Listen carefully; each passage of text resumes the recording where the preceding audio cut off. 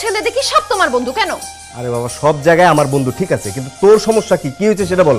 সমস্যা কি বুঝো না? সবাই তোমার বন্ধু বলে সব ছেলেরা আমাকে বোন বলে ডাকে।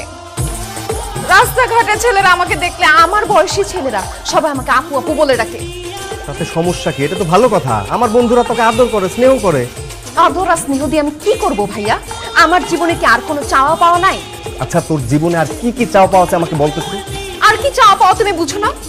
আমাকে প্রেম করতে হবে না, বিয়ে করতে হবে না, আমার জীবনে কি ভালোবাসার দরকার নাই?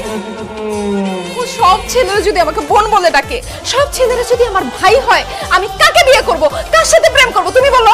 এই কি হয়েছে? হ্যাঁ, এখানে এত চিল্লাচিল্লি হচ্ছে কেন? চিল্লাচিল্লি করব না আম্মু। তুমি একটা ছেলে জন্ম দিছো কেন সেটা আমাকে বলো। আরে কি আশ্চর্য, ছেলে জন্ম দিয়েছি তো কি হয়েছে? কি হয়েছে বুঝো না?